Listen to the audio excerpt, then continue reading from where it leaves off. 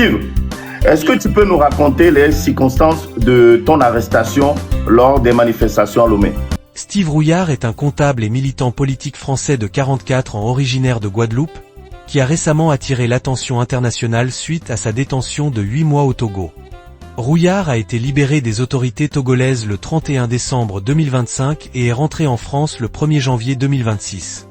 Sa libération a été confirmée par le ministère français des Affaires étrangères, Quai d'Orsay. Il avait été arrêté le 6 juin 2025 à Lomé, au Togo, où il résidait en tant qu'expatrié. Il était accusé des atteintes à la sécurité de l'État et de troubles à l'ordre public suite à des manifestations antigouvernementales. Après son retour, Rouillard a publiquement remercié ses soutiens en Guadeloupe et a décrit sa détention comme une période d'extrême difficulté, sa famille ayant notamment dénoncé des conditions inhumaines durant son incarcération. Expert comptable et chef d'entreprise, il s'était installé au Togo en novembre 2024 pour développer des activités entrepreneuriales. Rouillard est une figure politique active en Guadeloupe. Il s'est présenté aux élections législatives françaises dans la 2e circonscription de Guadeloupe en 2017, 2022 et 2024.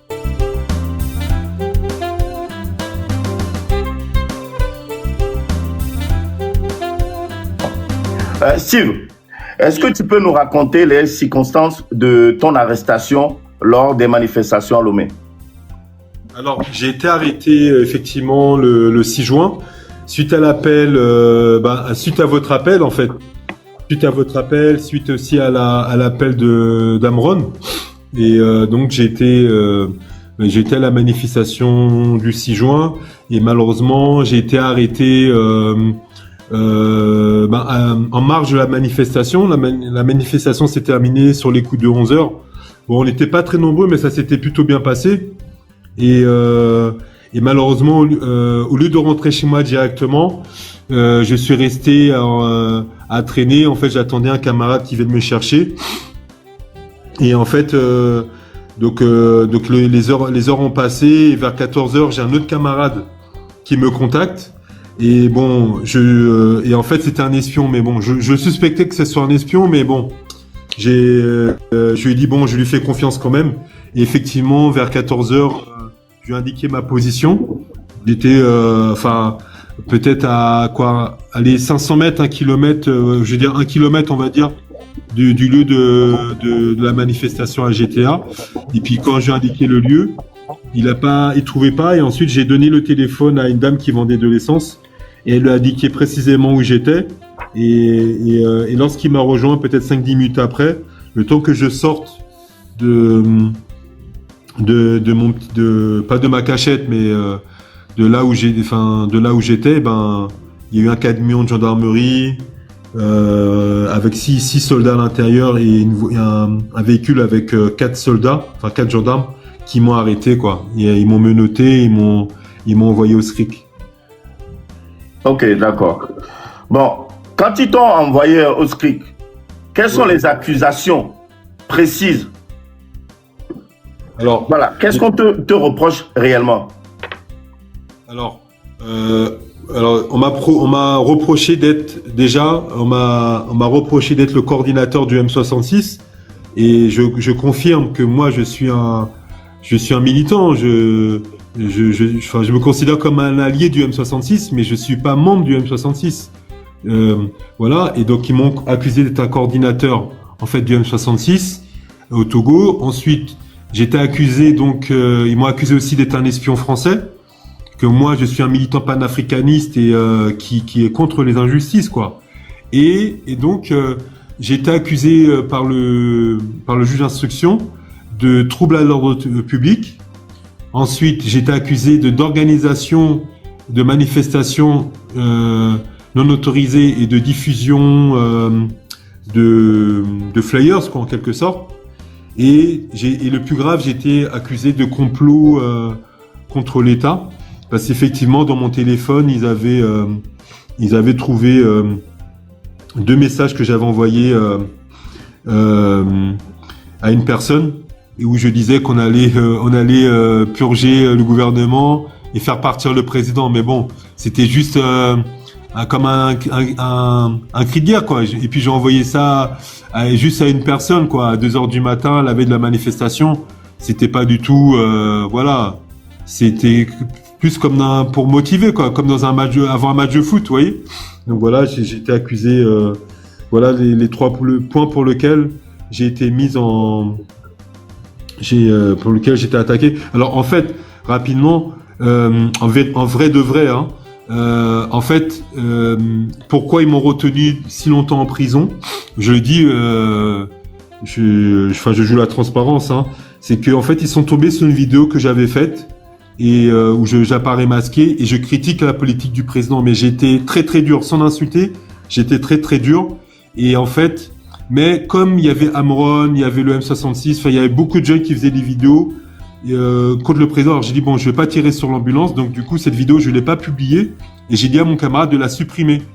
Mais le problème, c'est que il avait enregistré dans son disque dur, il avait oublié de la supprimer. Et quand on a été perquisitionné, ils sont tombés sur la vidéo et ça a rendu le président, les membres du gouvernement, parce qu'ils l'ont vu, je pense, enfin c'est les informations que j'ai eues, ils l'ont vu ainsi que les conseils, ils étaient furax et du coup ils voulaient que je fasse au moins 5 à 10 ans de prison, quoi. Et voilà, et donc. Comment s'est déroulée ton audition? En fait, très très mal parce que le soir de mon arrestation, je suis convoqué dans le bureau du lieutenant.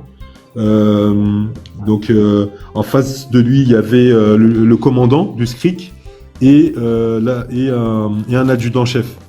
Et donc, moi, j'arrive avec mes principes français où je dis voilà, je souhaite avoir un jugement digne et faire appel à un avocat. Et c'est là que le lieutenant me dit mais vous n'avez pas le droit, vous n'aurez pas droit à un avocat ici et que voilà, on est au Togo, donc comment dire, j'avais pas qu'à me mêler des affaires du Togo, donc je serai jugé comme eux ils l'auront souhaité. Et ce qui se passe, c'est que très vite, quand j'arrive au bureau, je vois des cordelettes à terre. Donc du coup, je me suis dit que j'allais avouer, puisque bon, j'avais fait rien de fait de grave selon moi. Donc à ce moment-là, j'ai décidé d'avouer.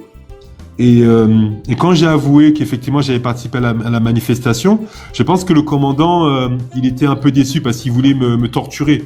Et donc ce qui s'est passé, c'est que il a commencé à s'énerver. Et il a trouvé un prétexte au niveau de mon passeport parce qu'il y avait une erreur dans mon prénom. Et je dis non, mais moi il dit oui, j'ai fait un faux visa, qui ceci, qui cela, j'ai fait un faux visa. Je dis mais commandant, c'est pas un faux visa, c'est vos collègues qui sont trompés. Mais moi, j'ai pas fait de faux visa. Comment voulez-vous que je fasse un faux visa? Et il s'approche vers moi et il me met un coup de poing. Waouh. Et là, tout de suite, ah ouais, là, il met un coup de poing. Et là, là, je me lève, j'ai en face de lui, je dis mais pourquoi vous me frappez? Parce que bon, moi, je suis un. Tu te rappelles de son nom? Tu te rappelles de son nom?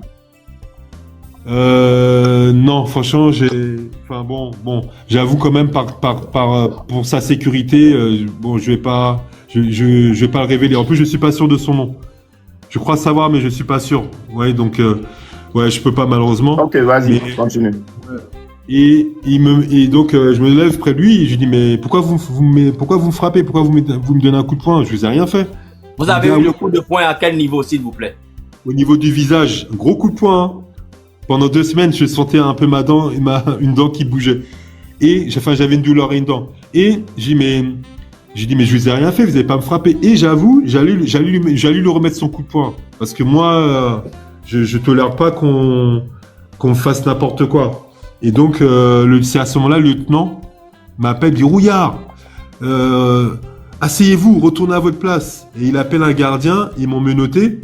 Et à ce moment-là, le commandant commence à m'insulter. Oui, espèce de saligo, tu te mêles de ce qui te regarde pas. Le Togo, c'est le Togo. L'Afrique, c'est l'Afrique. Et comme il était très énervé, bon, à un moment, le lieutenant, bon, l'a fait sortir, quoi. Donc il est sorti. Et avant de sortir, d'ailleurs, je m'en souviendrai toute ma vie. Il dit ah, tu as de la chance que tu n'es pas dans mon centre. Hein. Si tu étais dans mon centre, on t'aurait torturé. On t'aurait frappé, on t'aurait torturé.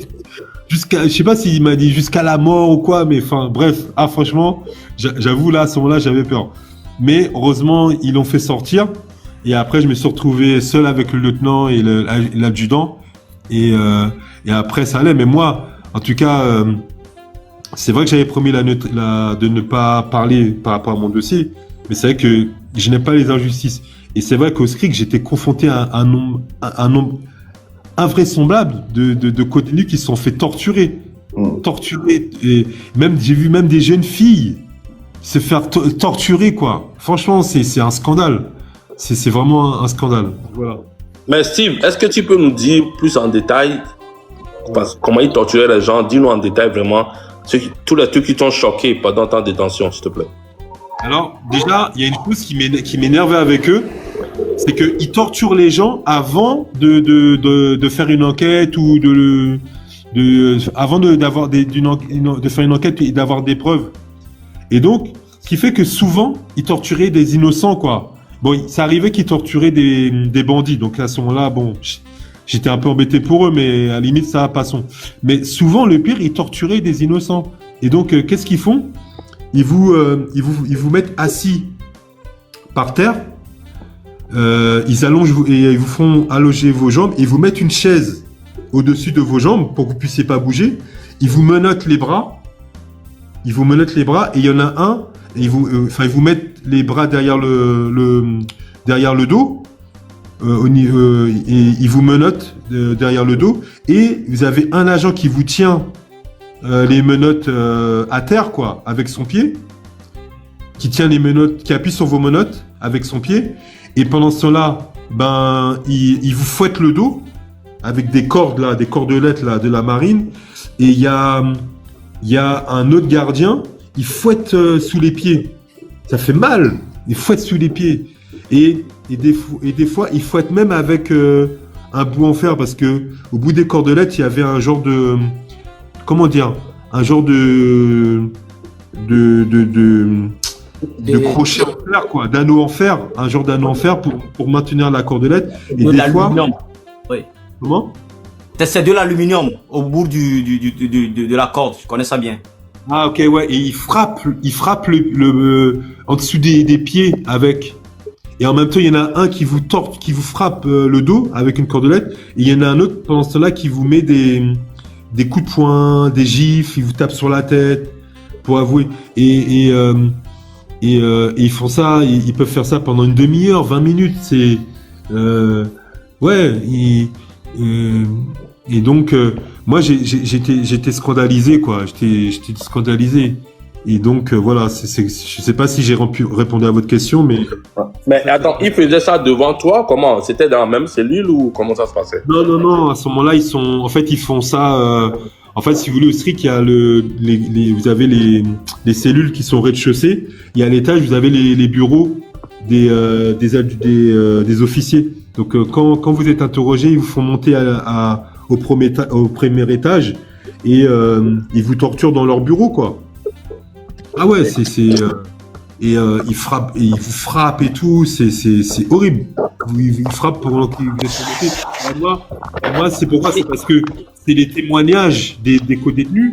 Mais moi, j'ai des témoignages, j'en ai au moins une vingtaine, de co-détenus qui se sont fait torturer. Donc voilà, donc moi, je l'ai pas subi, mais je vous raconte leurs témoignages. Et moi-même, le soir où j'étais interrogé, j'entendais des bruits de coups de poing. Avec un détenu qui criait, quoi, qui criait en recevant des coups. Et moi, ce que je reproche, en fait, c'est de torturer avant même d'avoir interrogé. Et vous savez, je vais vous dire quoi. Tellement je suis quelqu'un, j'ai rien contre le pouvoir en place. Je vous donne une excuse. C'était à la fin de ma détention. Il y avait un petit jeune cabière, qui était originaire du village du président. D'accord? Je vous assure, là, je dis la vérité. Et ces jeunes-là, d'ailleurs, quand il a été libéré, il a parlé beaucoup de moi à sa famille. C'est peut-être à cause de ça aussi que j'ai été libéré. Ces jeunes-là, je sais pas, c'était un dimanche, et ils l'ont torturé. Ils l'ont torturé. En fait, il avait volé un téléphone. Ils l'ont torturé. Et Et ils l'ont fait rentrer dans notre cellule pour qu'il puisse comment dire, se rincer, quoi. Enfin, boire de l'eau, enfin, un peu Et ils nous ont dit, il y a un gardien qui nous a dit de cogner notre porte quand il est prêt. Voilà, il avait renvoyé dans notre cellule, je crois, pour qu'il aille au WC, quoi. Pour qu'il puisse faire le WC. Et le gardien a dit, oui, que de cogner quand il a fini, et pour qu'il vienne le chercher. Et moi, ce que j'ai fait, mes codétenus voulaient, j'ai dit à mes codétenus, non, vous cognez pas, vous laissez l'enfant, c'est un jeune de 20 ans, vous laissez l'enfant, vous cognez pas, quoi, vous laissez l'enfant, on laisse l'enfant dans la cellule, quoi. Ouais. Et du coup, heureusement, ils l'ont oublié, et il est resté dans la cellule. Mais en plus, c'était des tortures gratuites, quoi. Des tortures gratuites. Et moi, ce qui m'a marqué, c'est en plus, c'était un jeune originaire du village du président. Franchement, c'est des gens sans cœur, sans foi ni loi. Et je vous assure, il y a des gars costauds qui ont torturé des jeunes filles, 2 jeunes filles de 19 ans, 18 ans, torturées. Et ils avaient torturé leur dos, quoi, avec les cordelettes. Ah non, franchement, voilà. Ok, Steve, dis-nous réellement, quel a été le déroulement de la procédure judiciaire? En fait, 4 jours après mon arrestation, le jour de mon arrestation... Ton arrestation, ça a été musclé? Ils t'ont trimballé? Qu'est-ce qu'ils t'ont fait? Ah, c'était musclé, ils m'ont jeté à terre, ils m'ont menotté, ils ont serré mes menottes, j'avais super mal, j'ai cru que j'allais perdre ma main. Donc, comment dirais-je, excuse-moi, répète-moi la question, s'il te plaît, excuse-moi. Oui, le déroulement de la procédure judiciaire. Oui, le jour de mon arrestation, donc le 6 juin, j'ai été présenté au procureur de la République et ensuite j'ai été présenté devant le juge d'instruction. Et alors, j'avoue, j'ai un doute, hein. Je ne sais plus si c'est le même jour ou peut-être 2 jours après. Mais il me semble que c'est le même jour. J'ai été présenté devant le procureur et après devant le juge d'instruction. Et à ce moment-là, devant le juge d'instruction, il y avait des avocats togolais qui sont venus. Attends, excusez-moi, hein, j'essaie de me remémorer, hein, je suis désolé. Bien sûr, non, prends ton temps. J'ai été présenté en tout cas à un procureur, ça c'est sûr. J'ai été présenté au juge d'instruction. Alors je sais pas si c'est le même jour, mais peut-être 2-3 jours après, j'ai été présenté au juge d'instruction. Et c'est là que j'ai fait connaissance de 4 avocats togolais qui sont autodésignés pour me défendre. Et ensuite, j'ai été incarcéré et plus rien. Et c'est à partir du mois de juillet que j'ai compris qu'en fait, mon dossier, il serait pas traité comme un dossier normal, qu'il serait traité directement par le président de la République, parce que je sentais bien que c'était pas une procédure normale. C'est moi-même qui suis... en fait, moi, je suis expert comptable. Donc, je connais un petit peu le droit. Donc, j'ai tout de suite compris que la procédure n'était pas... Je faisais pas d'une procédure normale. Donc, en fait, moi, j'ai été retenu par le président du Togo comme 90% des détenus du SCRIC, en fait.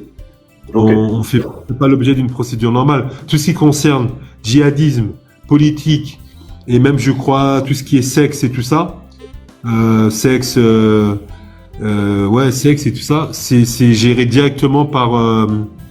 et tout ce qui est litige dans l'entourage entre les membres ou les familles de l'entourage du président sont incarcérés au SCRIC. Et supervisé directement par le président du Togo. Bon, Steve, j'ai une question pour toi. Donc ça veut dire que au SCRIC, tu as vu plein de gens qui sont venus pour des motifs même de problèmes autour de la famille du président qui étaient là. Bien sûr. J'ai même fait connaissance du fils d'un général du temps du président Yadema. J'étais même dans la cellule alors je sais pas si c'est son cousin ou son neveu, mais ça doit être un cousin du président. J'ai partagé la cellule avec un cousin du président du Togo. Franchement, j'ai croisé au moins 2 ou 3 personnes qui étaient de l'entourage. Mais est-ce qu'il t'a expliqué pourquoi ils étaient là? C'était quoi le problème? Il y en a un, c'était par rapport à un problème de port d'armes. Le cousin, mais il était un petit peu déréglé. Hein. Il avait des problèmes psychiatriques, quoi. Donc, Ok. et puis l'autre, c'était un problème de succession, c'est-à-dire que si vous voulez, les autres frères et sœurs accusaient le détenu d'avoir détourné l'argent, quoi. Et en fait, c'était les enfants des descendants d'un grand général du président du Togo, à l'époque des Yadema. Et en fait, voilà, c'était par rapport à un litige lié à la succession entre les enfants, quoi. Ok. Parce qu'ils étaient trop... Maintenant, dans la cellule, vous étiez combien, à peu près? Ça variait, mais en moyenne, on était entre 8 et 20 détenus. Alors, j'ai fait une première cellule de juin à août, qui était la cellule 1, en moyenne, on était entre 6 et 8. Et après, à partir de septembre, j'ai été transféré à la cellule 2, où en moyenne, on était entre 8 et ça peut monter jusqu'à 20. Hein. Ouais, entre 8 et 20, je crois, hein. Voire 17. Ça variait en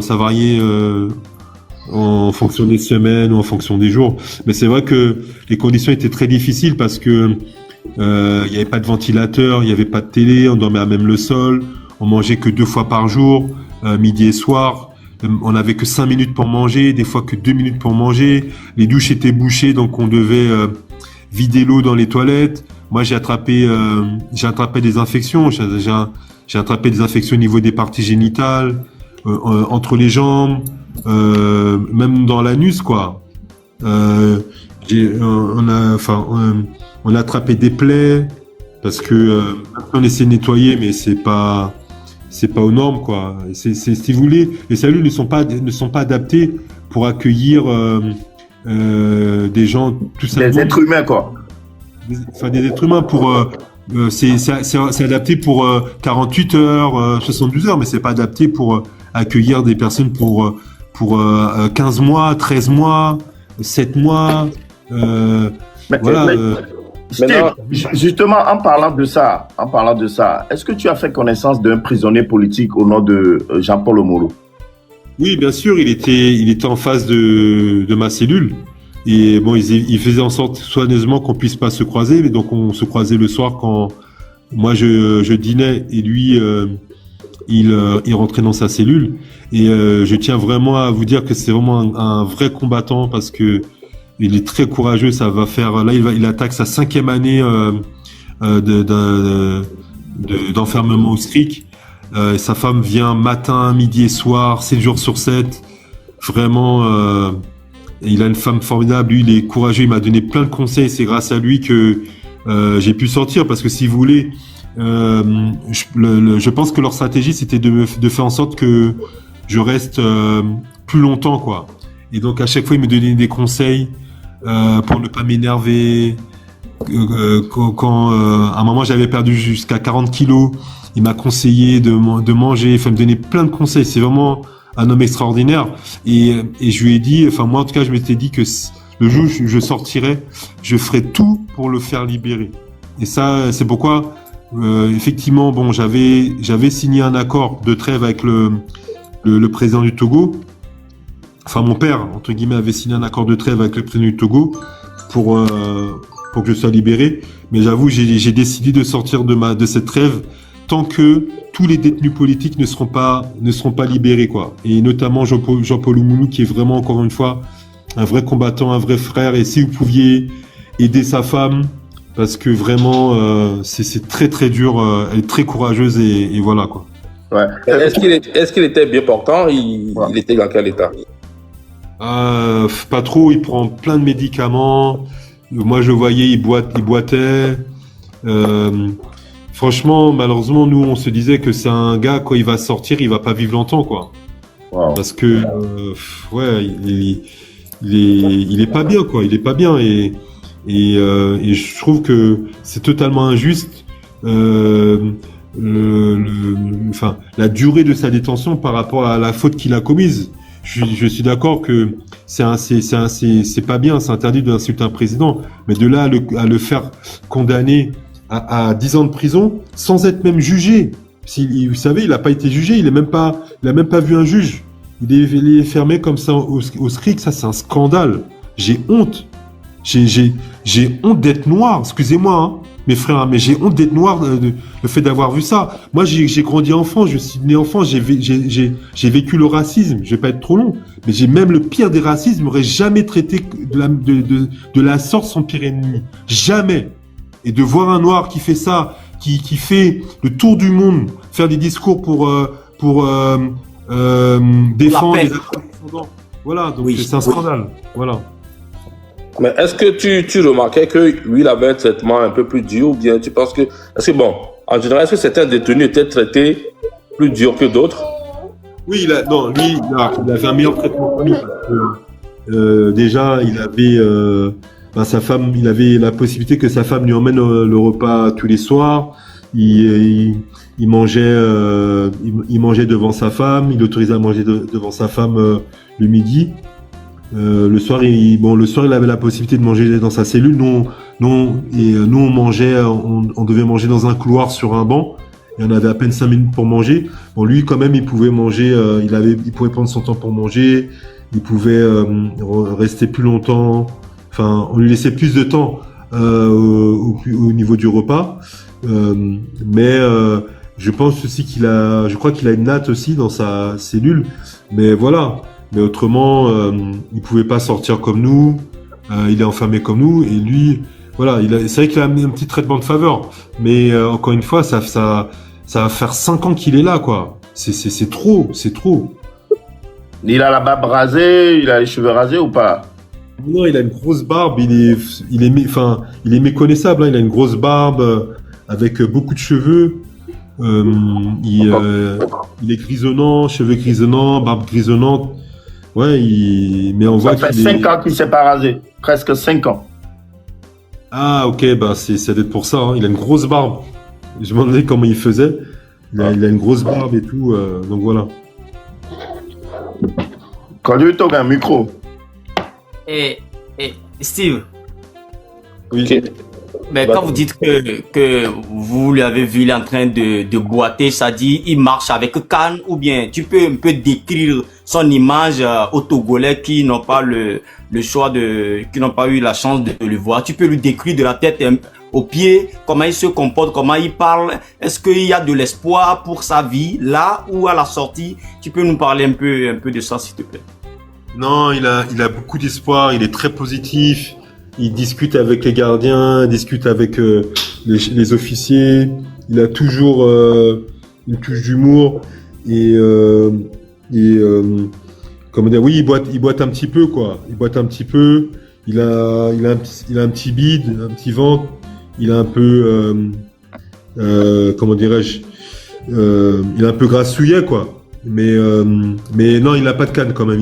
Mais il boite, ouais. On voit qu'il boite un peu. Mais voilà, et moi je le voyais avec ces tonnes de médicaments, ça me rendait très triste. Il prend beaucoup de médicaments, alors je sais pas quelle maladie il a, peut-être, quoi. Mais je sais qu'il prenait beaucoup de médicaments. Mais en tout cas, il reste toujours positif. Toujours. C'est ça qui... Et il m'a encore une fois, il m'a beaucoup aidé à tenir. C'est quelqu'un de très courageux. Et vraiment, si je peux... Ce que je vous demanderais, c'est de ne pas lâcher. Et si vous pouviez aider sa femme, parce que vraiment, à titre personnel, hein, je dirais, parce que vraiment, elle le mérite. Et c'est un véritable combattant. Mais je ne sais pas si j'ai répondu à ta question. Oui, c'est bon. Je voulais aussi, Toby, si tu me le permets, s'il te plaît. Ouais. Il y a des historiens, il y a les journalistes qui sont en train de nous suivre ce soir.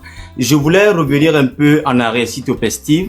Quand vous avez parlé du côté de la torture des jeunes filles entre 18 ans et 19 ans. Vous savez, quand on parle de mot torture, c'est les actions qui se trouvent dans ce mot, qui forment le mot torture. Je voulais savoir exactement qu'est-ce qu'ils faisaient aux filles de 18 ans et 19 ans comme torture. Qu'est-ce qu'ils font exactement envers leur corps, s'il te plaît? Je vous explique le contexte. En fait, moi, j'avoue, même moi, si c'était ma fille, hein, j'aurais donné une calotte. Enfin, j'aurais donné une calotte, j'aurais secoué, j'avoue. Pourquoi? Parce qu'en fait, c'est deux jeunes filles, deux jeunes adultes de 18 et 19 ans, des belles filles, hein, elles sortaient avec deux garçons, un garçon de 27 ans, un garçon de 25 ans, qui faisaient, qu'on appelle ça, qui était fétichisme, quoi. Qui faisait fétichisme, c'est-à-dire ces gars-là, ils promettent qu'ils vont multiplier l'argent et ils se font payer pour ça. Et donc, ils étaient au SRIC parce qu'ils étaient accusés d'escroquerie, quoi. Et donc, à la fin, les gars, ont été libérés et tout ça. Enfin, les gars, on savait qu'ils allaient être libérés. Enfin, on était le dimanche, hein. On savait qu'ils allaient être libérés. Et on apprend que le dimanche soir, hein, c'est le dimanche soir, on apprend que les gardiens ont torturé les filles. Mais quand je dis torturé, c'est-à-dire avec les cordelettes, ils ont fouetté le dos des filles, mais fouetté vraiment, hein. Fouetté pas elles avaient des marques dans le dos. Non, muté. Pour moi, c'est de la torture parce que ils ont fouetté le dos des filles, des hommes, hein, des gars costauds. C'est pas des femmes en plus, hein. Des hommes, hein, qui ont fouetté le dos des filles.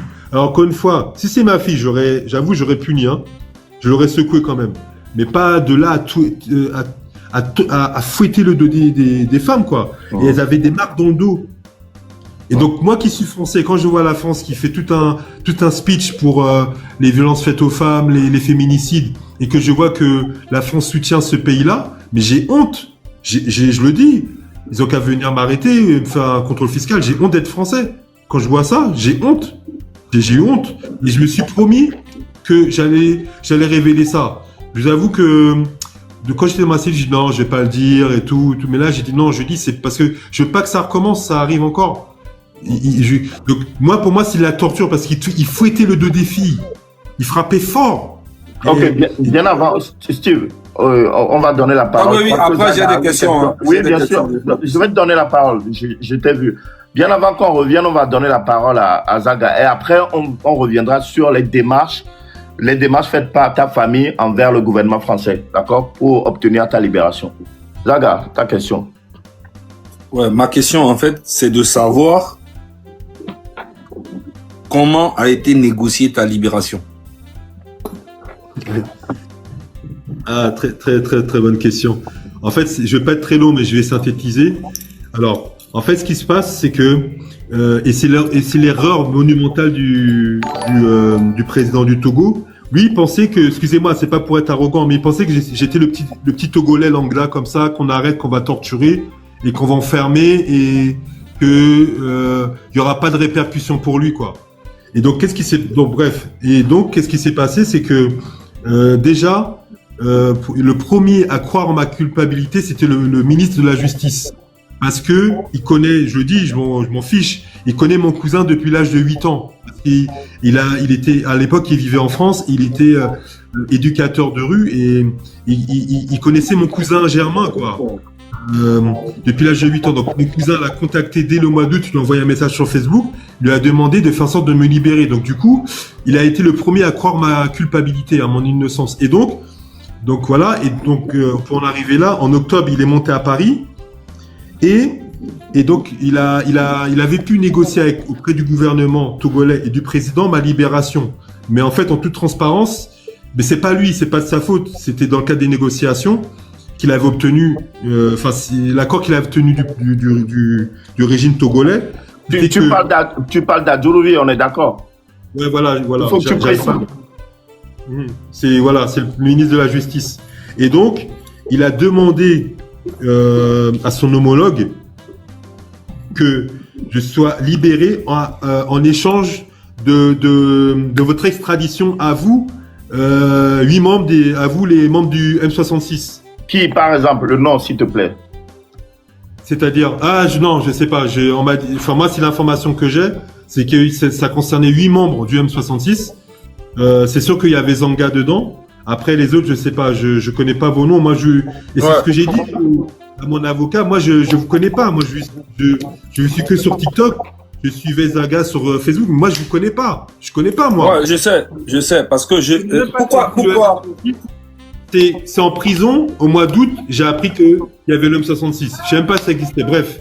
Et donc, mais bien évidemment, la France a refusé parce qu'on peut pas extrader un étranger qui a l'asile politique et qui n'a pas commis de délit. C'est pas possible. Donc, rejeté. Donc, il retourne au Togo. Ensuite, j'ai mes amis députés en Guadeloupe. J'ai des amis qui sont députés en Guadeloupe. Et puis avec la pression, tout ça, j'ai des amis députés qui ont mis pression sur le président Macron pour convoquer le président du Togo. Et bref, en tout cas, Macron, jusqu'à maintenant, il n'était pas, il n'était pas rentré dans le dossier, mais il est rentré dans le dossier et le 30 octobre, il a convoqué le président du Togo. Et donc, ce qui s'est passé, c'est que le président du Togo a demandé en échange de ma libération immédiate je sais pas si c'est un don ou la vente d'armes, donc des missiles, des armes.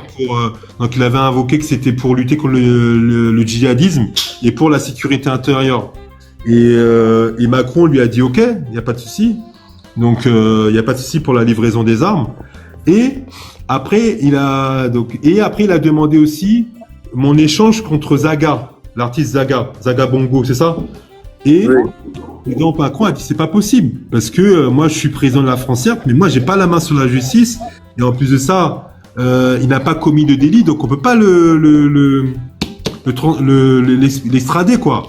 Et du coup le président du Togo s'est fâché, ils sont fâchés, ça s'est super mal passé et tout ça.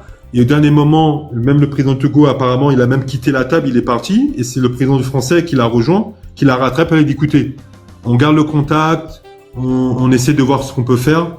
Et c'est à ce moment-là que quand mon père a vu que même le président français n'arrive pas à faire entendre raison le président du Togo, mon père a dit, il va rentrer directement en négociation avec le président du Togo. Et en fait, ce qui s'est passé, c'est que donc mon père... Donc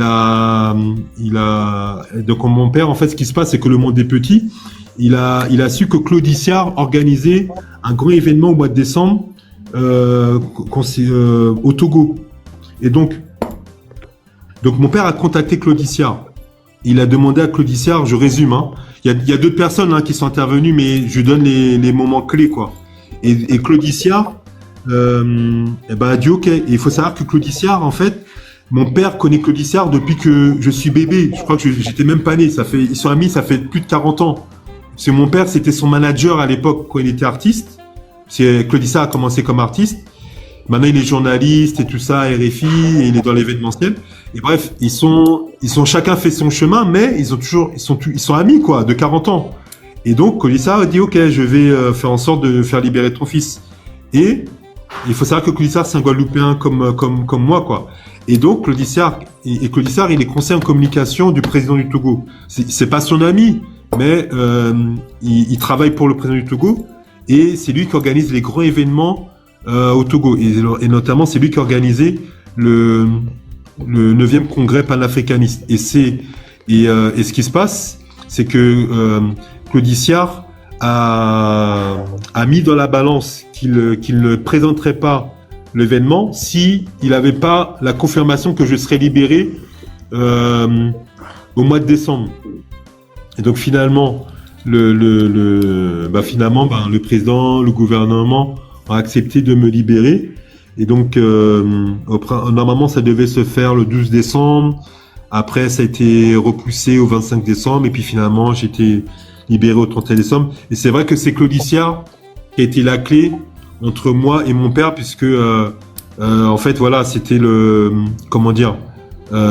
c'était l'intermédiaire, parce il est très proche des deux personnes.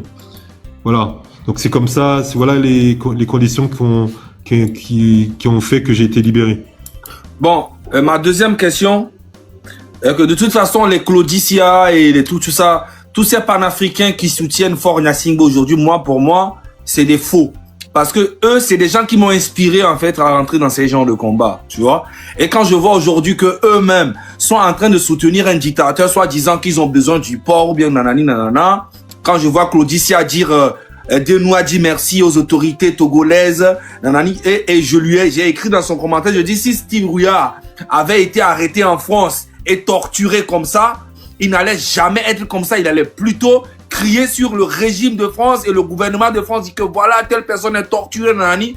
Et pourquoi de l'autre côté, il dit aux gens de dire merci à Faure Gnassingbé. Mais comment on peut dire merci à quelqu'un qui a torturé ton frère? C'est que quelqu'un qui arrête Steve Rouillard et qui le prend, qui le torture, qui le malmène. Toi, aujourd'hui, tu demandes aux gens d'aller dire merci aux autorités dictatoriales, de dire merci d'avoir torturé Steve Rouillard, de dire merci d'avoir emprisonné le gars, de dire merci parce que à un moment donné, même la famille de Steve Rouillard, moi personnellement, je ne voulais même plus parler parce que j'entendais tout ce qu'il disait, ouais, M66, nanani, blablabla. J'ai compris que la famille avait peur, ils voulaient juste la libération de Steve Rouillard. Mais moi, je voyais au-delà de ça. Maintenant, il y a une information aussi que les gens disent. Apparemment, quand tu es allé à l'aéroport, c'est ministre de la Justice à Dourouvi qui t'a accompagné à l'aéroport. J'aimerais savoir si c'est vrai. Alors, oui, alors juste pour une précision, j'ai pas été torturé physiquement, mais j'ai été torturé psychiquement. Oui, mais tout ça c'est la torture. Dans la tête, tout ça, tu pouvais être touché. J'ai perdu 40 kilos, j'étais dans le coma pendant 15 jours. Les 15 premiers jours, j'étais dans le coma. J'étais comme un légume, puis j'ai perdu 15 kilos. Bref, oui, et concernant Claudicia, effectivement, on a non, c'est pas Claudicia. Apparemment, j'aurais appris que c'est le ministre de la Justice, M. Adjourouvi, qui t'a accompagné à l'aéroport. J'aimerais juste savoir si c'est vrai. Oui, je vais te répondre. Mais concernant Claudicia, on a discuté quand je suis rentré à Paris, et effectivement, on n'était pas d'accord comment dire, on n'était pas d'accord sur le panafricanisme. Bon, lui, voilà, il a son avis, et après sa chaîne d'entreprise, moi, je dis que en matière on peut pas être panafricaniste et soutenir des dictatures impopulaires. Et c'est ce que je lui ai dit. Et donc, je comprends que, voilà, donc moi, je soutiens pas, Claudicia, c'est mon ami, mais on n'est pas d'accord politiquement. C'est ça que je voulais juste dire. Donc, voilà. Ensuite, concernant, oui, en fait, j'étais accompagné, j'étais expulsé à 3h du matin, le 1er janvier. Et effectivement, je le salue honnêtement, hein, le ministre de la Justice est venu me dire au revoir, en fait. Il y avait l'ambassadeur de France, il y a eu les agents de l'ambassade de France qui sont venus me dire au revoir. Et c'est vrai que, c'est les agents de qui m'ont escorté à l'aéroport. Et le ministre est venu effectivement me saluer pour mon départ. Mais il faut savoir quand même que, au-delà qu'on soit pas d'accord politiquement, mais c'est vrai que le ministre de la Justice, comme j'ai dit, on a un lien familial parce que il connaît très très bien mon cousin, comme depuis tout petit. Donc voilà, en plus, sa femme et ses enfants en tout cas, la maman de ses enfants et ses enfants sont guadeloupéens.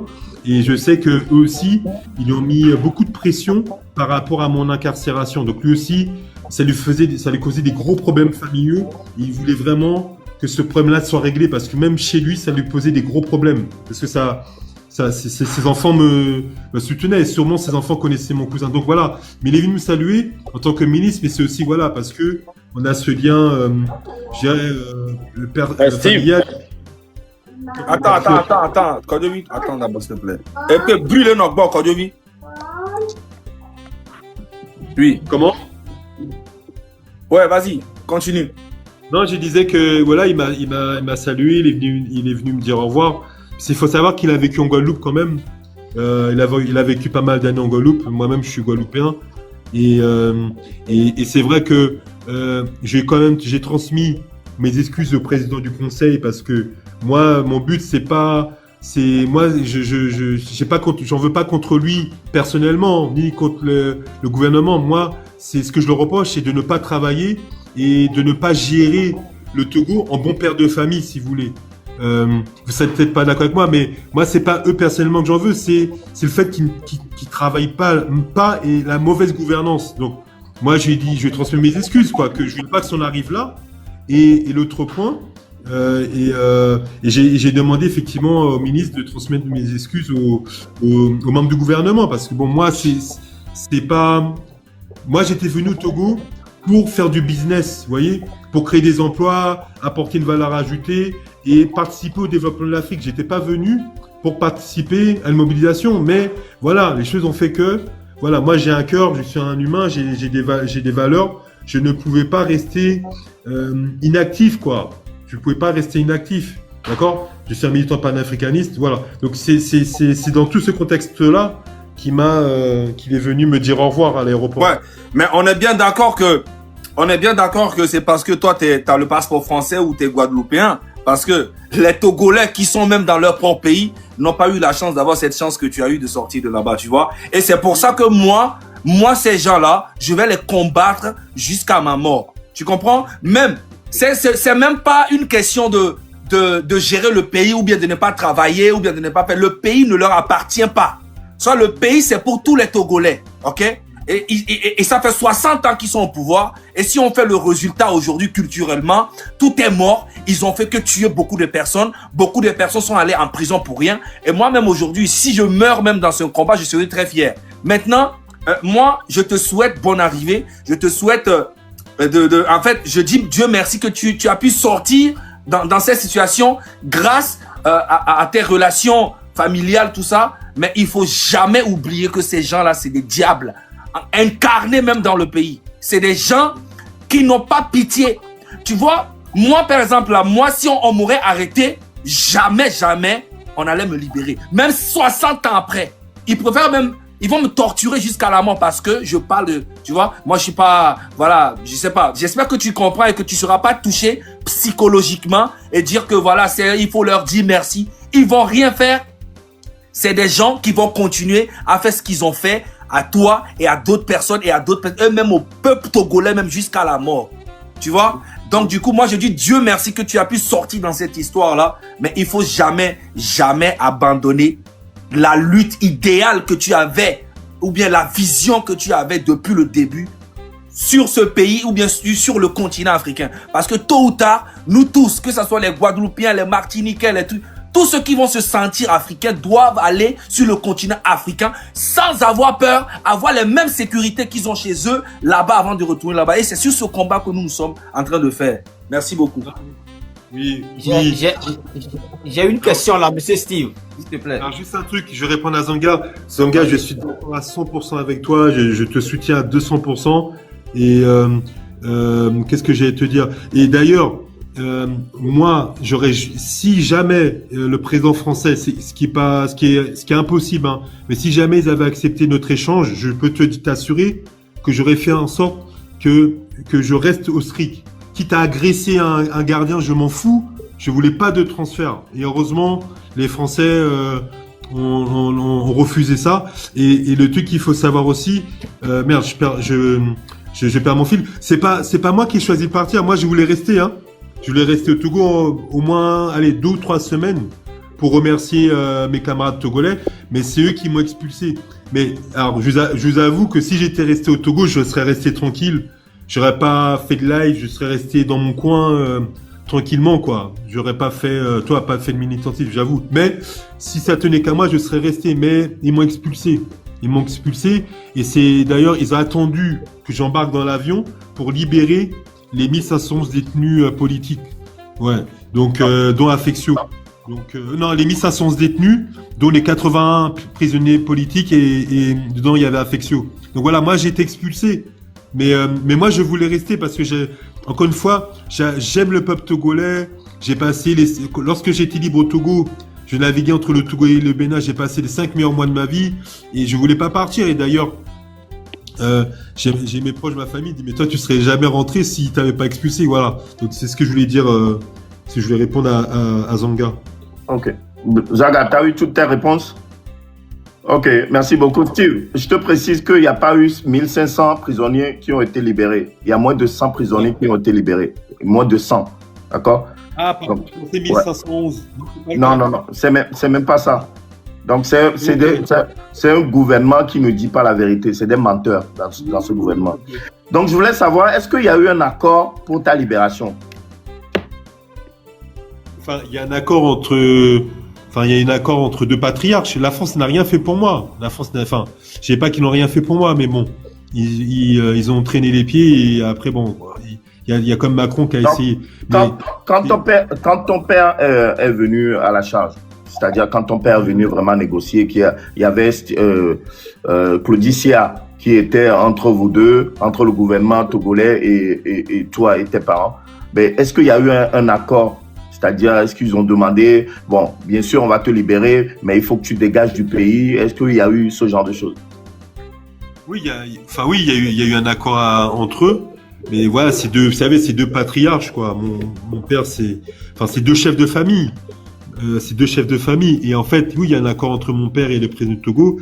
En fait, c'est un accord de trêve, mais c'est moral, hein. C'est un accord de trêve entre deux patriarches. Entre deux dictateurs, je dirais. Et en fait, c'est que mon père arrête de faire ses vidéos de mobilisation pour moi et pour les détenus politiques et en contrepartie que je sois libéré. Mais je vous avoue que bon, je suis un peu en conflit avec mon père. Parce que lui, il veut pas que je parle de ce dossier, mais je peux pas abandonner mes camarades tels que Oumoulou. Vous avez Seption Télé, vous avez aussi Presilia, Kebo, vous avez Issa, Sambo Moumouni, Ali Garba, qui sont toujours retenus au SCRIC. Yakabou, qui sont pour la plupart des innocents. Et je me suis promis de tout faire en sorte que ces personnes-là soient libérées pour que j'arrête, pour que je respecte cette trêve. Voilà. Mais oui, il y a un accord moral, quoi, entre mon père et le président du Togo. Voilà, après c'est un accord d'homme, quoi. Tu comprends? Il n'y a pas d'écrit, quoi. Ok. Ouais, Cordier Toguin. Ouais, Steve, bon, merci pour ton témoignage, mais j'ai remarqué que à cause de l'accord moral, comme tu dis, je pense que ça fait que il y a des détails que tu n'oses pas vraiment entrer dans tu n'arrives pas à entrer dans le détail de certaines choses avec nous. Après, il y a le temps. Je veux pas trop, comment dire, vous prendre du temps, quoi, parce que. Mais non, mais il y a pas de souci. Je peux répondre à tes questions, hein. Non. Moi, c'est une question. Je pose. Est-ce que à cause de l'accord, ça t'empêche de vraiment aller dans les profondeurs, ou bien c'est à cause du temps? Non. Franchement, moi, je joue la transparence avec vous. Il risque d'émettre un mandat d'arrêt contre moi, hein, là, par rapport à ce que j'ai dit même ce soir. Non. Mais je tiens à te rassurer de ce côté. Ils vont jamais te ramener au Togo. D'accord? D'accord. Voilà. Je tiens à te rassurer. Tu es libre de dire ce que tu as envie de dire. De toutes les manières, je vais te dire quelque chose. De toutes les manières, moi, j'ai pas peur. Ils peuvent même s'ils me ramènent au Togo, c'est pas grave. Je me battrai. Je me battrai pour mon honneur. Je me battrai pour le peuple togolais. Mais non, j'ai joué la transparence. Après, je peux pas. Mais ma dernière question, Steve. Oui. Penses-tu que quand tu disais que le ministre de la Justice était conscient que tu étais innocent, est-ce que tu as remarqué à un moment donné qu'il était impuissant auprès du président de vraiment plaider pour toi, pour dire qu'il te connaissait tes frères, ou bien comme tu as expliqué? Voilà. Bah, je explique quelque chose, c'est que, en tout cas, ce que j'ai compris, c'est qu'en fait, le président, c'est quelqu'un de charismatique, c'est lui qui décide, mais c'est lui qui dirige le pays, mais en fait, il n'est pas tout seul à décider. En fait, c'est une dictature collégiale avec le président du Togo, ses conseils et les ministres. Donc, si vous voulez, en fait, il peut pas décider tout seul. Et donc, je pense que lui, quand même, peut-être, allez, je dirais peut-être dès début décembre, il était pour ma libération. Même avant peut-être, en novembre, dès début novembre. Mais comme ils étaient minoritaires avec le ministre de la Justice. Donc, il devait convaincre, je pense, il fallait arriver à convaincre les autres ministres. Et d'ailleurs, c'est un sénateur guadeloupéen qui, je pense, qui a convaincu le ministre des Affaires étrangères, David Dosset, je crois il s'appelle, de mon innocence. Voilà. En fait, je ne sais pas si je réponds à ta question, mais... Ouais, tu réponds. Ça veut dire qu'il y a eu beaucoup de transactions diplomatiques, en fait. Ouais. Ok, Mais il n'est Roméo. pas cela dit. Ok, merci. Steve, vraiment merci. Et puis, je sens que vous êtes... Je voulais savoir, hein, combien les avocats togolais... Vous me recevez? Oui, je vous écoute. Je vous écoute. Voilà. Combien les avocats togolais ont pris au niveau de votre famille pour pouvoir vous défendre? Alors, en fait, j'avais 4 avocats et l'avocat principal, c'était Maître Ato Mensah, que je salue d'ailleurs et que je remercie. Et donc, en fait, ma famille a versé, mon père a versé 1500 € d'acompte pour Maître Ato Mensah et les 3 autres avocats. Et ce qui s'est passé, c'est que donc c'est seulement ça. Et ce qui s'est passé après, bah, il s'est pris la tête avec mon père. Et parce qu'ils n'avaient pas la même stratégie, je pense, de défense. Et parce que Maître Ato Mensah était plus pour la discrétion. Et mon père, lui, il en avait marre, il voulait tirer dans le tas, quoi. Il était plus pour que ça soit médiatisé. Et donc, je sais pas. En tout cas, je sais que mon père, sans me consulter, il a changé d'avocat. Et ensuite, il a convoqué, il a pris Maître Sosa. Et Sosa, je sais pas combien il a demandé. Franchement, je sais pas combien il a demandé, mais faut compter, je sais pas combien il a demandé, peut-être 3000 €, je sais pas. Et après, il y a Maître Charles Naté. Bon, lui, c'est un avocat togolais guadeloupéen. Et lui, il m'a demandé 5000 €. Donc, justement, je dois le payer là. Je vais le payer en plus de la chance. Voilà, c'est ça. Après, je sais pas, peut-être que mon père a payé d'autres avocats. Mais maintenant, on évite d'aborder le sujet parce que c'est un sujet, on a tendance à s'engueuler, vous comprenez? Voilà. Okay. D'accord. Je voulais savoir aussi, hein, du moment où ils étaient en négociation d'extrader, n'est-ce pas, notre très cher frère Zaga, au cours du table, tu as parlé, n'est-ce pas, que le président demandait à ce qu'on nous livre des armes du côté de la France. Est-ce que finalement, les armes ont été livrées? Je ne pense pas. Je ne pense pas parce que comme l'accord ne s'est pas fait, donc en tout cas, c'est pas par rapport à moi, quoi. Si ça se fait, ce sera pas par rapport à moi, parce que finalement le président du Togo avait quitté la table de la réunion. Donc non, et les Français ils sont carrés, hein. Si il faut un accord signé et tout, hein. Donc et encore une fois, c'est pas les Français qui m'ont fait libérer. Donc non, c'est pas les Français qui m'ont fait libérer. Donc non, ce sera pas par rapport à. En tout cas, s'il y a des livraisons, ce sera pas dans le cadre d'un accord par rapport à moi. D'accord. On a appris que entre-temps, votre papa a été arrêté à l'ambassade du Togo. Bon, et puis on a aussi su que votre papa a refusé à ce qu'on en parle sur les réseaux sociaux ou sur les journaux. Bon, est-ce que vous savez les raisons, s'il vous plaît? En fait, bon, avec mon père, on s'est pris la tête à ce sujet quand je suis sorti, même quand je suis sorti même avec ma sœur, parce que en fait, je voulais contacter Zaga quand j'étais en France pour le rencontrer et ma sœur a refusé de me donner son numéro, donc bon, j'ai laissé tomber. Et oui, en fait, si vous voulez, ma famille. En fait, la stratégie de défense de mon avocat, c'était de dire que je ne suis pas membre du M66, que en fait, je n'ai rien à voir avec le M66.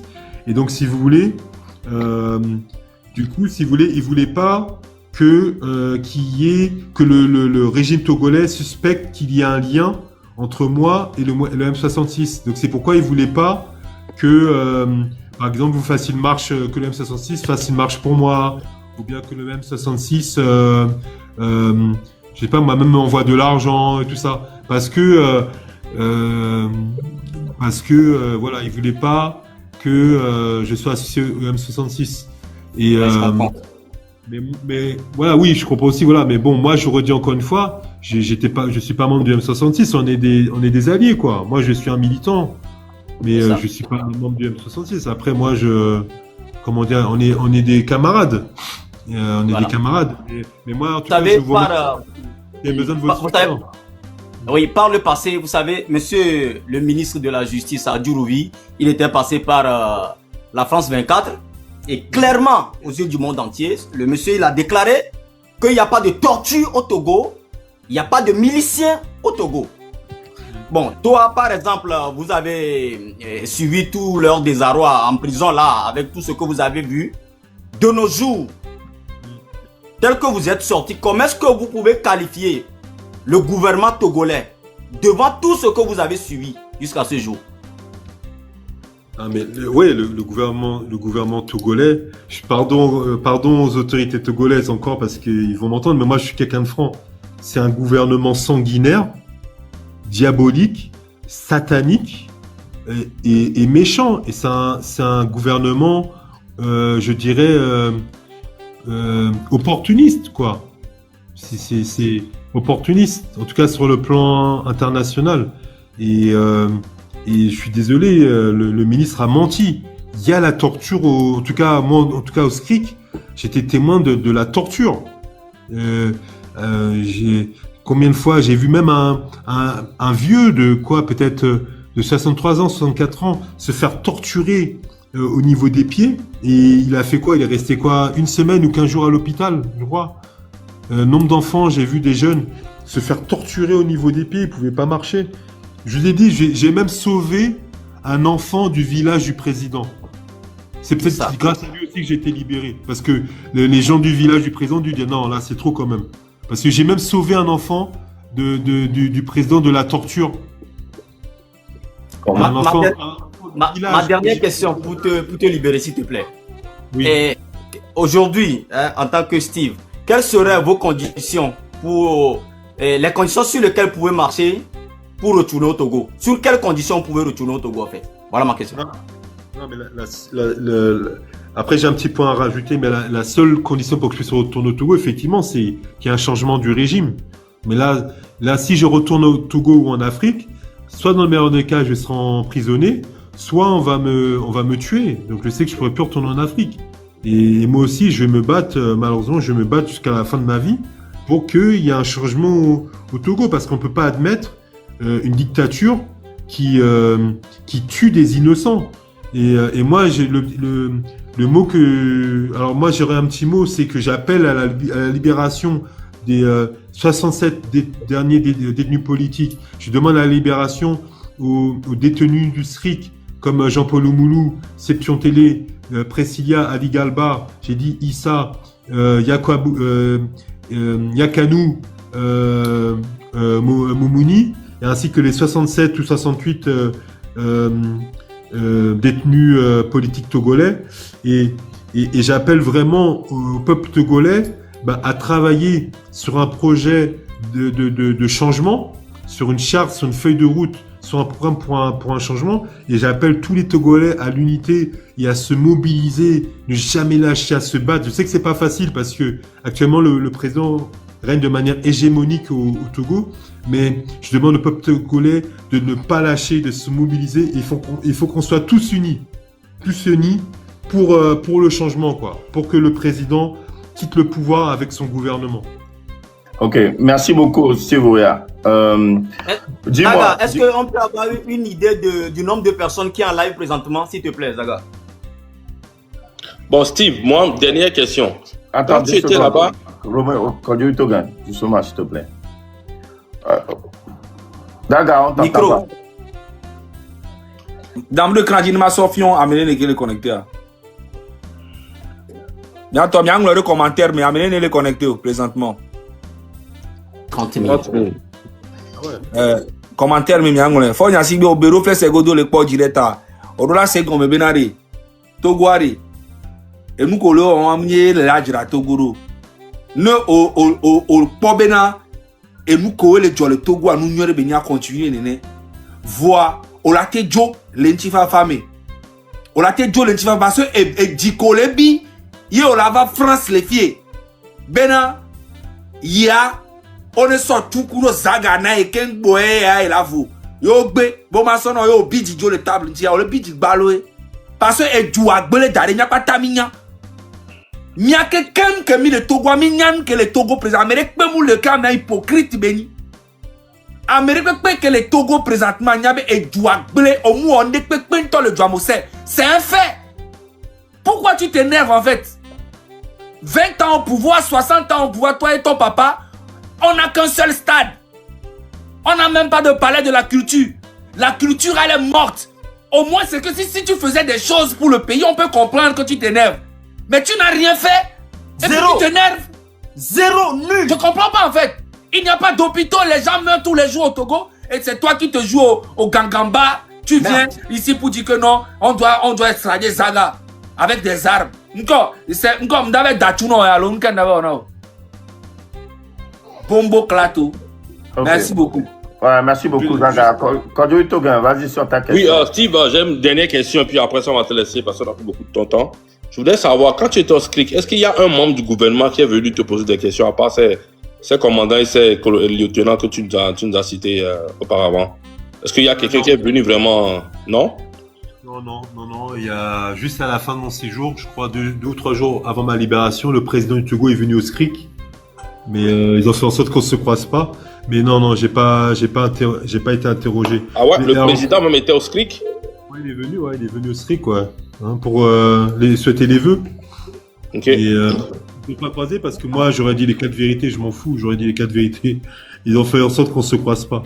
Mais de ce truc que je voulais dire, c'est que moi, tous les camarades qui vivent dans les pays de l'AES, qui sont originaires des pays de l'AES, moi je voulais leur dire que le président du Togo, en fait, il joue une posture. C'est une posture qu'il joue face à l'AES. Il soutient pas l'AES parce que moi, j'avais des informations que J'ai pas bien entendu là-bas, s'il te plaît. J'ai pas bien entendu, s'il te plaît. Je dis que oui. J'ai dit aux ressortissants des pays de l'AES. Oui. Je leur dis que le président du Togo n'est pas un allié de l'AES. C'est une position de posture. Parce que moi, quand j'étais au Togo, et c'est pour ça aussi que j'ai participé à la mobilisation du 6 juin, j'avais les informations que Damiba préparait un coup d'État contre le président Ibrahim Traoré. Et c'est pour ça aussi que j'ai participé à la manifestation. Et malheureusement, je me suis fait arrêter. Mais j'avais cette information qui faisait des allers-retours entre Lomé et le nord du Togo. Et le président du Togo ne pouvait pas ne pas être au courant qu'il préparait des attentats. Et Damiba, moi je suis persuadé qu'il était soutenu par la France pour la préparation de ces attentats. C'est pour ça que d'ailleurs quand j'étais enfermé au début, ils ne m'ont pas soutenu parce que ils étaient gênés, quoi. Et moi ce que je veux dire par là, c'est que le président du Togo et le régime, le gouvernement ont menti sur moi et sur les jeunes qui se sont mobilisés le 6 juin pour dire que moi j'étais un espion français et que les jeunes étaient manipulés par la France pour renverser le président. Et avec le coup d'État raté qui a été raté de peu sur Ibrahim Traoré, a prouvé que c'est nous les vrais panafricanistes, c'est nous qui disions la vérité, c'est nous qui sommes les défenseurs de l'AES. Et donc le président du Togo a menti au pays de l'AES, et c'est pourquoi quand ils ont exigé l'extradition de Damiba, le président du Togo ne pouvait pas refuser, parce que comme il leur a déjà menti une fois, là maintenant ils rentrent plus dans leurs mensonges. Donc voilà, donc c'est ce que je voulais dire. Donc non, le président du Togo n'est pas un ami de l'AES, c'est juste une posture. C'est juste une posture. Voilà. Okay, vous avez un message spécial pour l'AES? Oui, moi j'avoue que je suis un petit peu déçu des dirigeants de l'AES parce que même pas des oranges ils nous ont donné pendant qu'on était en prison. Parce qu'il faut savoir que moi j'étais détenu au SRIC, on était à 2 avec mon second, mais il y avait encore 50 ou 60 personnes, je crois, qui étaient détenues à la prison de Lomé par rapport à la manifestation du 6 juin. Et donc, pas même une orange ils nous ont donné, pas même une déclaration, pas même ils nous ont envoyé un représentant diplomatique pour demander comment on va, pour nous demander si on n'a pas besoin de quelque chose. Voilà. Donc je suis très déçu, très déçu. Et j'étais très déçu moi dans ma cellule. Et voilà. Et ce qui est arrivé le 3 janvier est arrivé. Et qu'ils se méfient, parce que par rapport au port de Lomé, hein, c'est par rapport au port de Lomé qui soutiennent le président du Togo, mais il faut qu'ils sachent, hein, qu'il doivent faire très attention, parce que à vouloir mettre en avant leur ventre, le port de Lomé, au détriment de la vie des Togolais et au détriment aussi de leur sécurité, ben un jour ça va leur coûter très très cher. Et ils ont fait le coup très cher là. Je dis que le coup d'État a failli passer, hein, a failli passer. Donc j'espère qu'ils ont appris la leçon. Et alors j'ai appris après que, j'ai appris soit pendant ma détention, je crois, qu'ils ont essayé quand même, de manière discrète, ils ont demandé au président de nous libérer, quoi, d'être indulgent avec nous, de nous libérer, mais il a refusé. J'ai appris que, voilà, ils ont quand même essayé, mais voilà, c'était pas suffisant. On a eu aucun soutien. Et je dis, franchement, même Kémy Séba, j'étais déçu. Kémy Séba, je suis déçu. Nathaniel Young, je suis déçu. Le Franklin, là, je suis déçu. Voilà, maintenant, après, il n'y a pas de souci, je continue le combat pour une Afrique souveraine et développée, mais je suis très déçu d'eux. Voilà. Ok. Merci beaucoup, Steve Ria. On tire vers la fin. Exactement, réponds-nous. Comment tu perçois le système judiciaire togolais? Mais le système judiciaire togolais n'est pas indépendant. Il est totalement sous la coupe, je dirais, du président. Alors, du moins en matière de djihadisme politique et tout ce qui est affaires sexuelles, je crois, et tout ce qui concerne les conflits dans l'entourage du président. Ça, c'est le président qui gère directement.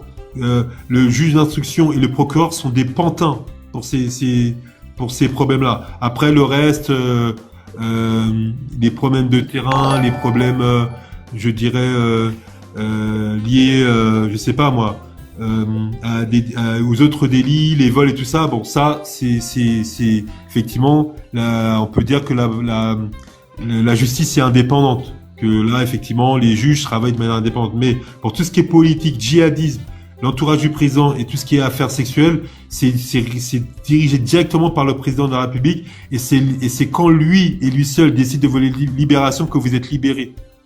Voilà, c'est ça que je voulais dire. En gros, il n'y a pas vraiment de justice au Togo.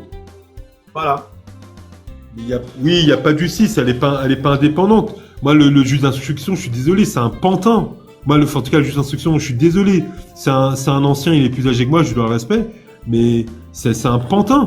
Bah, le jour où j'ai été libéré le 31, le jour où j'ai été convoqué dans son bureau le 31, il m'annonce que je vais être libéré et que je vais rester, que je vais pouvoir rester au Togo, que si je vais quitter le Togo, je dois l'annoncer.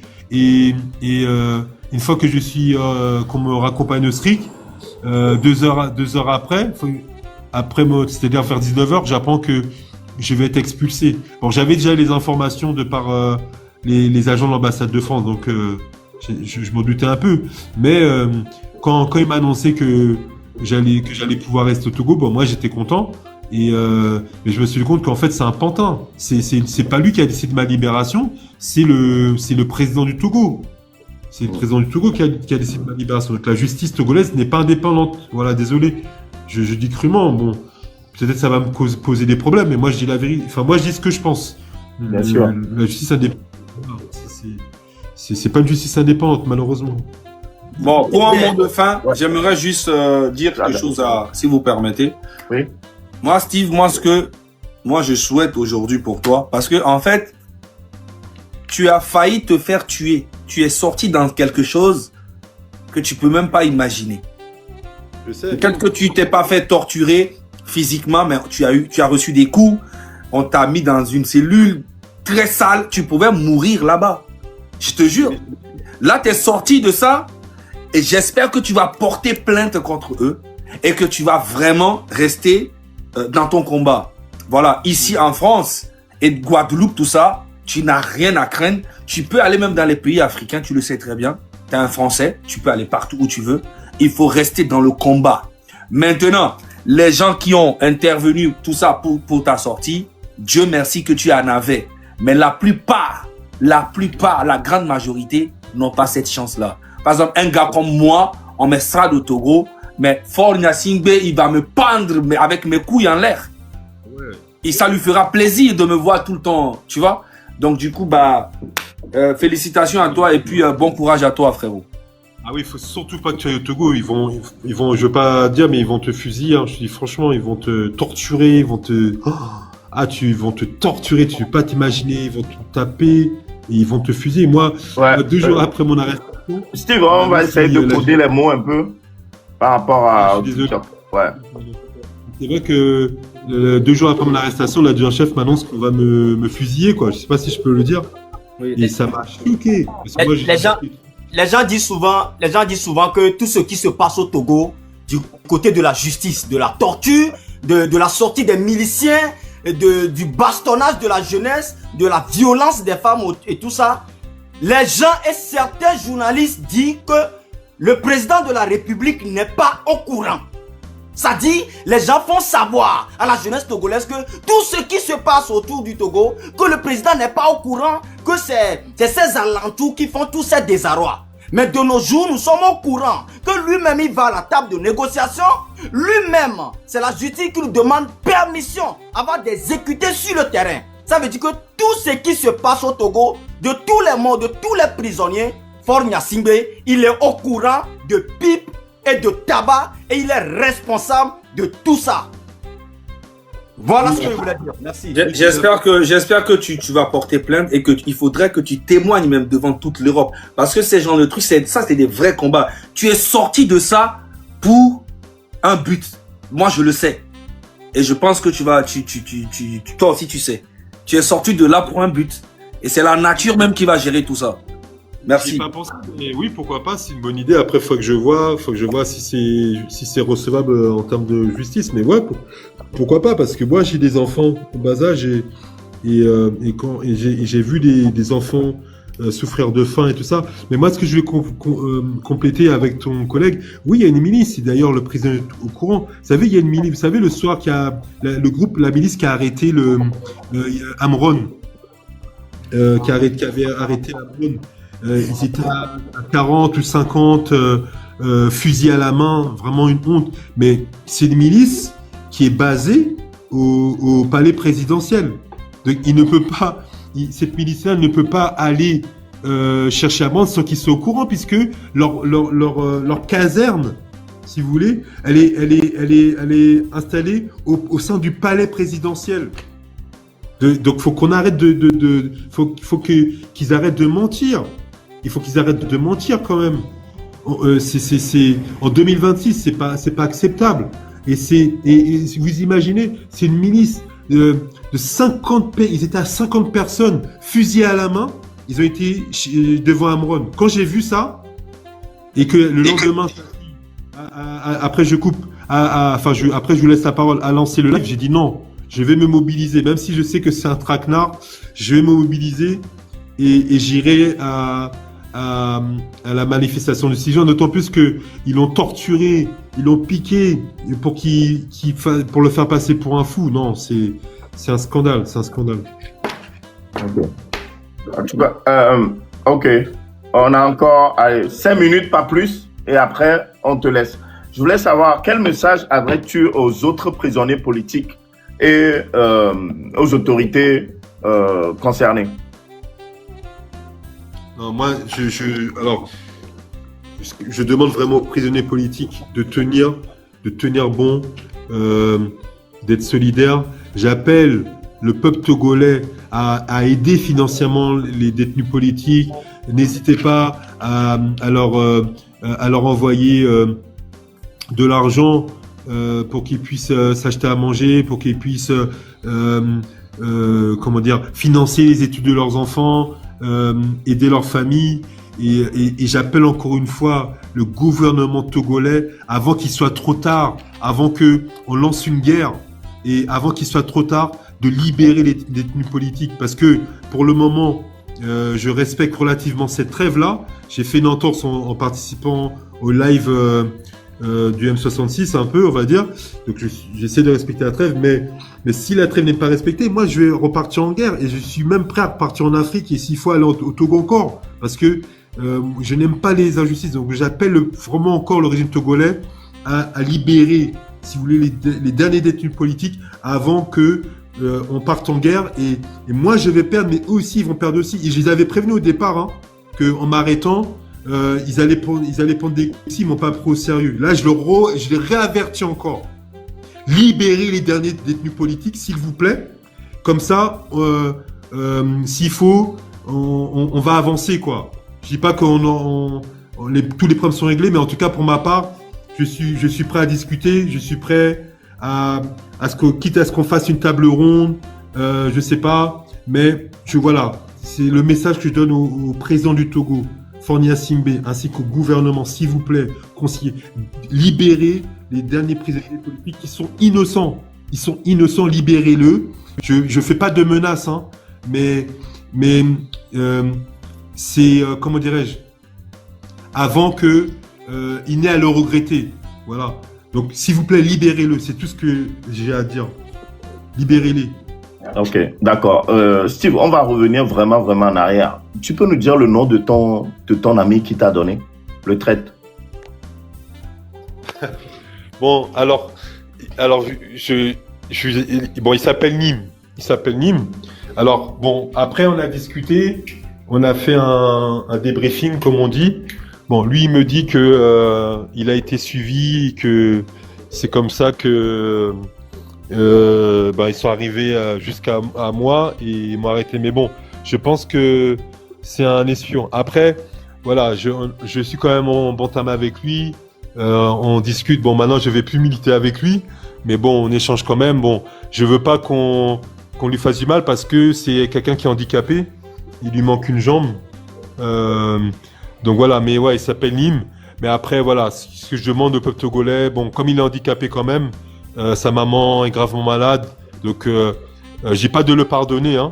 Mais bon, laissons-le tranquille. Je pense que la priorité de notre combat, encore une fois, c'est la libération des détenus et que le peuple togolais soit enfin libre et débarrassé de la dictature. Voilà. Ok. Mais les combattants, je pense qu'on est vraiment arrivé à la fin. Si vous avez d'autres questions ou voilà. Juste une question. Je voulais savoir, Monsieur Steve, que la réponse soit vraiment claire parce que c'est important, s'il te plaît. Est-ce que le président de la République togolaise, Faure Gnassingbé, est-ce qu'il vient au SCRIC?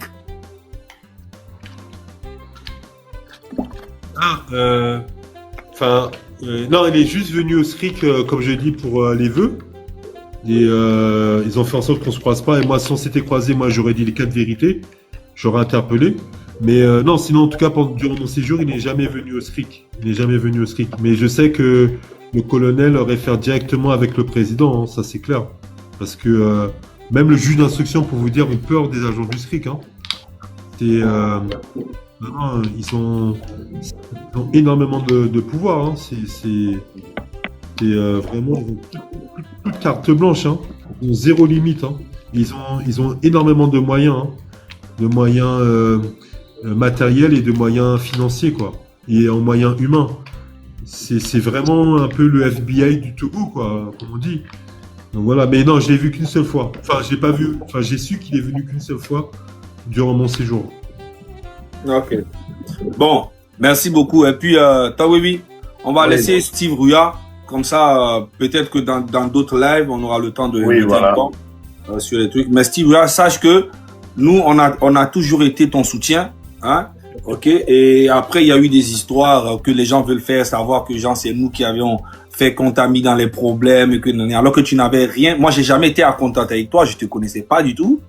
Donc, tu ne fais pas partie du M66. Tu as soutenu juste le combat du Togo. Donc, merci beaucoup pour ça. Tu es rentré en enfer, hein, mais tu es ressorti encore plus fort. Donc, franchement, courage à toi et puis prends soin de toi. On est ensemble. Roméo, un mot de fin pour Steve. Ah, vraiment, mon frère, vous savez, j'ai écouté ce soir quand tu parlais. je sens l'amour de la race noire en toi. Je sens, n'est-ce pas, l'amour de l'Afrique en toi. Et tu es vraiment touché par le sort duquel traversent les Togolais. Tu es vraiment dépassé de voir, n'est-ce pas, un être humain noir traiter ses propres frères noirs de la sorte. C'est le mot même qui t'a banni le cerveau, en fait. De voir un Togolais, soi-disant, président de la République, qui donne des ordres à ce qu'on détruit son propre peuple de la sorte. Du jamais vu dans le monde entier, du père au fils, depuis 60 ans que le Togolais vit dans ce genre de choses. Mais vraiment, comme Zaga vient de le dire, tu es sorti de l'enfer. Aujourd'hui, tu vois le jour. Tu es un homme, tu es un garçon, tu dégages, n'est-ce pas, de l'énergie positive. Reste là-dessus, on reste ensemble en tant que les garçons du continent, en tant que les garçons du Togo. On va y arriver. Ne sois pas découragé et ne les pardonne pas. Parce que là où nous sommes, c'est pipe et tabac. S'ils demandent à ce que on exporte, n'est-ce pas, Zaga au Togo, c'est pour pouvoir tuer encore les Togolais ou c'est pour encore mettre fin à cette lutte. Parce que lui-même, il sait très bien que cette lutte, c'est ça qui va définir sa fin. Et ça va arriver. Donc du coup, mon frère Steve, bon courage à toi. N'oublie pas les médicaments, n'oublie pas la prière. Prends soin de toi. Le monde, l'Afrique et le Togo ont besoin de toi, mon frère. Merci beaucoup. Oui, Kadoui Toga, un petit mot pour Steve. Bon, je veux dire merci à Steve. Merci beaucoup pour ton témoignage sincère. Je te dis vraiment merci. Et puis, ce que moi, j'ai à te dire, quand tu connais un peu notre ministre de la Justice, essaie de lui dire, de le confirmer que vraiment au Togo, il y a la torture. Il faut lui dire d'arrêter de mentir, de ne plus aller dire des bêtises comme ça. Et si tu peux le confronter, tu n'es pas obligé de venir nous le dire, mais tu veux vraiment le confronter pour lui dire s'il est dans ce système, s'il est vraiment heureux comme ça, d'être dans un pays où on torture, où lui-même était en France et sans le savoir, ce même gars était un fief opposant à Fogna Sigbe. Il y a encore ces vidéos sur YouTube où il insultait, dénonçait tout ce qu'on d'aujourd'hui dénonçait et brusquement, il a fait un virage à 360 degrés.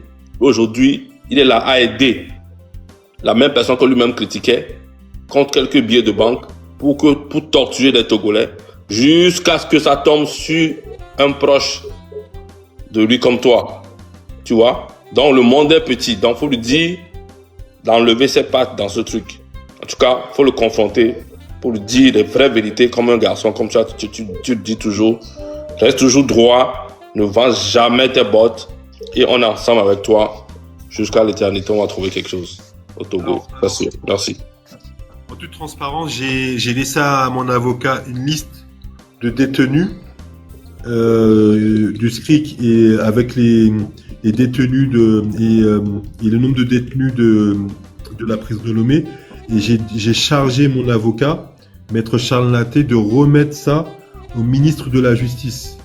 Et parce que effectivement, il a fait savoir qu'il n'était pas satisfait, il n'était pas content de mes derniers lives sur TikTok. Mais encore une fois, je lui ai dit que s'ils veulent que moi je m'occupe que de mes affaires en Guadeloupe et non pas des affaires du Togo, qu'ils libèrent les détenus politiques. Et je lui ai laissé une liste que j'ai signée et j'ai remis à mon avocat de lui remettre. Donc je donne l'info. Et puis voilà, mais dernier point, vous savez, le 8 décembre, j'étais dans ma cellule, j'ai vu les gendarmes partir avec une mitrailleuse. Dans un pick-up, il y avait une mitrailleuse à l'arrière. C'est les mitrailleuses qu'on utilise pour combattre les djihadistes. Ils ont été patrouillés avec ça dans tout Lomé. À 4h du matin, ils sont partis patrouiller dans Lomé avec une mitrailleuse. Et il y avait une moto avec où ils étaient à deux, dont un gendarme à l'arrière qui avait un fusil à la main. Comment vous appelez ça de démocratie? Comment voulez-vous que les gens puissent se mobiliser? Parce que si un soldat tire sur la population, ben il sera couvert, quoi. Et c'est pour ça qu'il n'y a pas de mobilisation. C'est pas que les gens ne veulent pas, mais c'est qu'ils ont peur. Et ils ont raison d'avoir peur parce que ils hésitent pas à tirer. Et moi, je vous avoue que si j'étais resté au Togo, je serais resté neutre, quoi, parce que c'est très très très dangereux. Donc voilà, c'est pas facile, Mais on doit continuer à se battre. Ouais. Mais en tout cas, merci beaucoup, Steve. Vraiment, je te souhaite beaucoup de courage. Merci beaucoup pour ton franc-parler. Et on peut pas terminer ce live sans toutefois dire un grand merci et beaucoup de courage à ta femme, à ton père, à ta mère, toute ta famille qui ont eu à subir ton absence. D'accord? Tu es ici chez toi, dans ta maison, tu es toujours le bienvenu dans ce live. À chaque fois, tu auras des questions. On a besoin de toi dans ce combat. Merci. Et merci à Dieu. Je remercie Dieu vraiment. C'est aussi grâce à lui que j'ai été libéré et grâce aux ancêtres. Voilà. Bah, merci beaucoup. Bon, tu peux partir quand tu veux. Ok, merci. Merci. Bye bye.